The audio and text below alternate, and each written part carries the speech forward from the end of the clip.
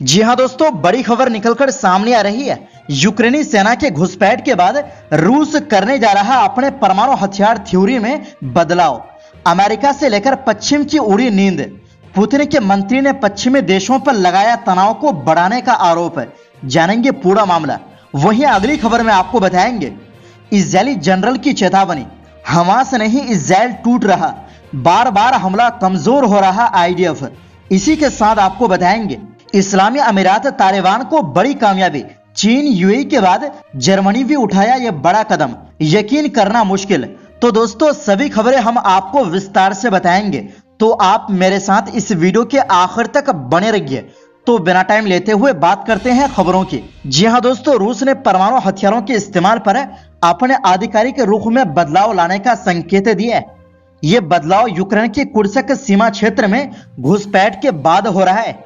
रूस के उप विदेश मंत्री सर्गी रियाबको ने बताया कि रूस अपने परमाणु सिद्धांत यानी एटॉमिक थ्योरी में बदलाव कर रहा है। यह सिद्धांत बताता है कि कब परमाणु हथियारों का इस्तेमाल किया जा सकता है। रूस ने पश्चिमी देशों पर आरोप लगाया है कि वो यूक्रेन को उकसा रहे हैं और युद्ध को बढ़ावा दे रहे हैं। रूस ने पश्चिम पर यूक्रेन के सीमा पार हमले को बढ़ावा देने का आरोप लगाया।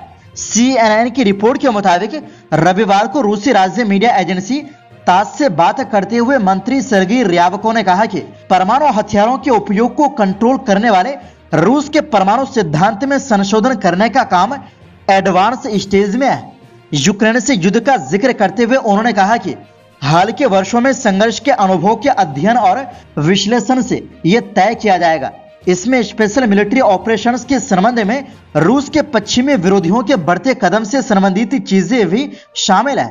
रियाबको ने हालांकि यह साफ नहीं किया कि परमाणु नीति में बदलाव को अंतिम रूप कब दिया जाएगा। उन्होंने कहा कि यह काम कब तक पूरा होगा यह अभी स्पष्ट नहीं है, क्योंकि यह राष्ट्रीय सुरक्षा से जुड़ा है। दरअसल परमाणु हथियारों के इस्तेमाल पर रूस की ओर से लगातार आक्रामकता वाले बयान बीते कुछ दिनों में आए हैं। रियाबको से पहले क्रेमलिन की ओर से भी इस तरह का इशारा किया जा चुका है।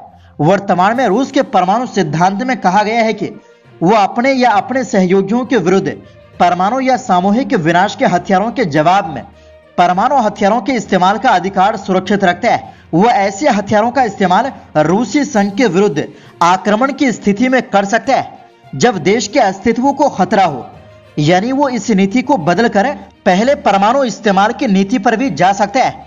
रूस अपने परमाणु सिद्धांत को रक्षात्मक बताता रहा है, लेकिन फरवरी 2022 में रूसी सेना के यूक्रेन पर आक्रमण करने के बाद से राष्ट्रपति व्लादिमीर पुतिन ने यह संकेत दिए हैं कि अगर उसकी क्षेत्रीय अखंडता और संप्रभुता को खतरा होता है तो परमाणु हथियारों की तैनाती में संकोच नहीं किया जाएगा। इसी साल में मई में रूस ने यूक्रेन की सीमा के पास सामरिक परमाणु हथियारों का अभ्यास किया था। उसने अपने सहयोगियों बेलारूस के क्षेत्र में भी खतरनाक हथियार तैनात किए हैं। बीते महीने अगस्त में भी क्रेमलिन के प्रवक्ता दिमित्री पेस्को ने कहा था कि जल्द ही बदलाव की घोषणा की जाएगी।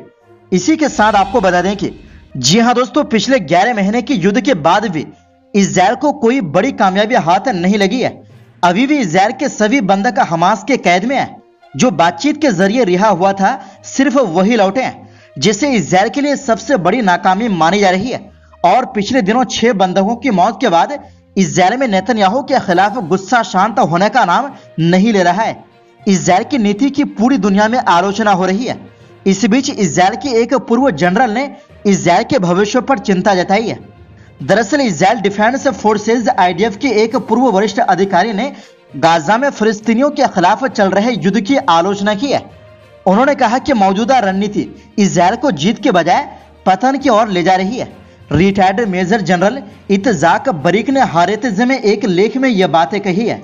बरीक का कहना है कि यह युद्ध आईडीएफ और इजरायल की स्थिरता को नुकसान पहुंचा रहा है। उन्होंने कहा कि इजरायली नेताओं का यह मानना कि हमास के साथ बंधक सौदे के बाद गाजा से सैनिकों की वापसी हार का संकेत होगी, गलत है।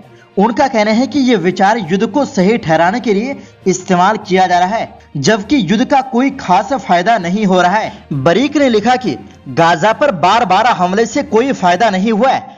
उन्होंने चेतावनी दी कि आईडीएफ कमजोर हो रही है और बार बार हमले स्थिति को और बिगाड़ रहे हैं। उन्होंने कहा, अगर हम गाजा में एक ही लक्ष्यों पर बार बार हमला करते हैं तो न केवल हमास पराजित नहीं होगा बल्कि हम भी कमजोर हो जाएंगे। दरअसल इजरायली सेना ने 7 अक्टूबर को हमास द्वारा किए गए सीमा पार हमले के बाद गाजा पर बड़ा हमला शुरू किया। इस हमले में लगभग 41,000 फिलिस्तीनी, जिनमें ज्यादातर महिलाएं और बच्चे शामिल हैं, मारे गए और 94,300 से अधिक लोग घायल हुए हैं।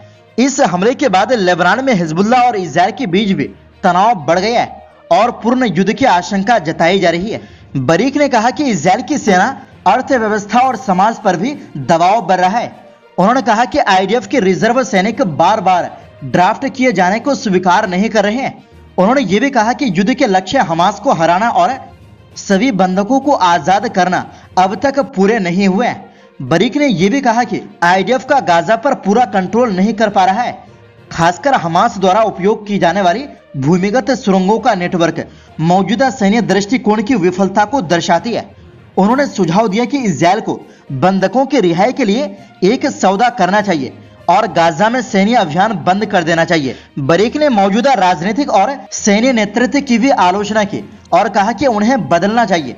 उन्होंने कहा कि गाजा में युद्ध समाप्त करना चाहिए, इससे हिजबुल्लाह के साथ लड़ाई भी खत्म हो सकती है और क्षेत्रीय युद्ध की संभावना कम हो सकती है, जिसके लिए इजरायल तैयार नहीं है।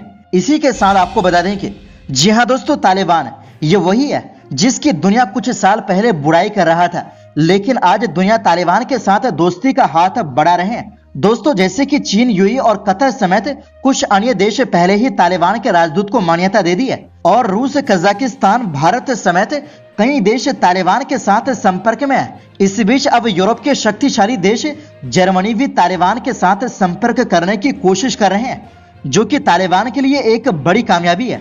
दरअसल यूरोप में एक वरिष्ठ अफगान राजनयिक, जो अफगान राजनयिक और काउंसलर काउंसिल के सदस्य भी है, उन्होंने अमू टीवी को जानकारी दी कि जर्मन सरकार ने अफगानिस्तान के बर्लिन स्थित दूतावास से अनौपचारिक रूप से आग्रह किया है कि वह अगले कुछ हफ्तों में तालिबान के साथ अपने मुद्दों को हल करे, जैसे कि आप स्क्रीन में देख सकते हैं। दरअसल तालिबान ने एक पत्र भेजा था जिसमें उन्होंने यूरोप, ऑस्ट्रेलिया और कनाडा में अफगान दूतावासों की वैधता पर सवाल उठाया, क्योंकि ये दूतावास अभी भी पूर्व राष्ट्रपति अशरफ गनी के राजनयिकों द्वारा ऑपरेट हो रहे हैं और तालिबान के साथ कोई संपर्क नहीं है। जर्मनी एकमात्र ऐसा देश है जिसने इस पत्र का जवाब देते हुए अफगान दूतावासों को मान्यता दी है और उनकी सेवाओं को स्वीकार किया है। जर्मनी ने इस पत्र का जवाब देते हुए बॉन काउंसिलेट और बर्लिन में अफगान दूतावास को खुला रखने के महत्व पर जोर दिया है। साथ ही म्यूनिख काउंसिलेट के संचालन को भी जारी रखने की बात की है।